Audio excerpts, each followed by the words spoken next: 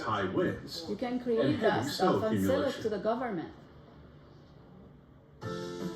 Traffic signal poles are made of high-strength You steel. need to learn how they Years of create. weather This is all exposure can cause stealing. corrosion, No, so the poles are galvanized not on a- both it's not sides very- for protection. this is like a steel. Each pole they has a welded connect plate it together. connected to a perpendicular pole. I mean, this is iron, The it's poles steel. are made out They of call it these steel steel. sheets.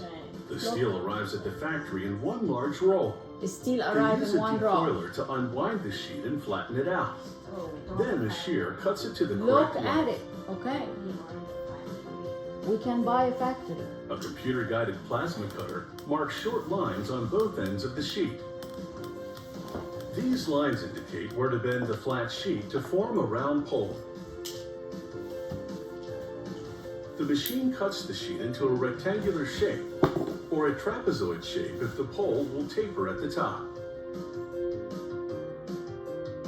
Workers number the machine lines with chalk, giving lines directly opposite of each other the same number.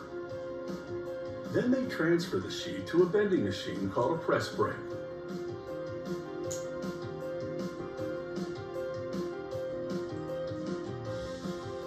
The press brake bends the sheet along the marked line to a pre-programmed angle.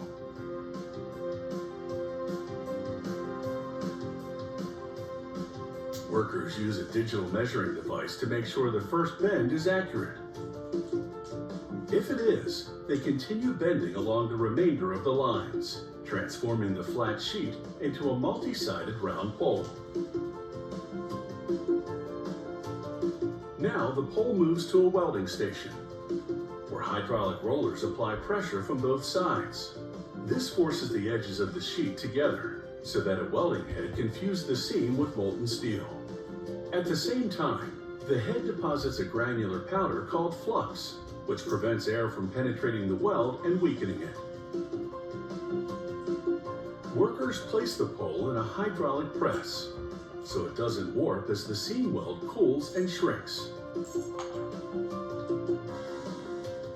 Next, a computer-guided plasma machine cuts a connection plate out of thick steel. The machine also drills holes for the high-strength bolts needed to attach the plate to the traffic signal pole.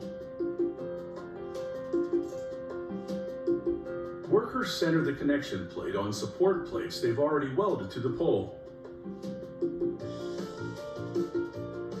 Then they weld everything in place.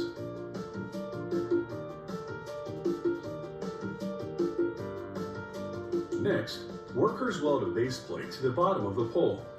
It has holes for the anchor bolts, which are used for securing the traffic signal to the street. Workers inspect the welds with a testing device. It uses an electric current to magnetically draw colored powder into any defective area. The factory ships the finished poles to a galvanizing plant, where they're dipped in a series of wash tanks. The plant's tanks are deep enough to fully submerge the poles, so they can treat both the inner and outer surface at the same time. Now, the poles go into a vat of sulfuric acid. This bath dissolves the more stubborn contaminants that washing can't remove.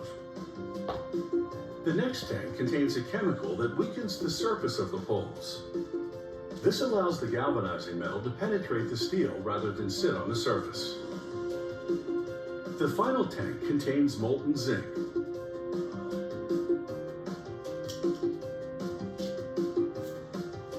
As the poles bathe in the 842-degree zinc, workers in fire protection suits skim the surface to remove iron oxide and ash that floats to the top. This keeps the freshly galvanized surface clean, as the poles are hoisted out of the tank and set aside to cool. Did you find a way? Because they're galvanized rather than painted, these poles are able to support traffic lights, signs, and street lamps for 40 years or more.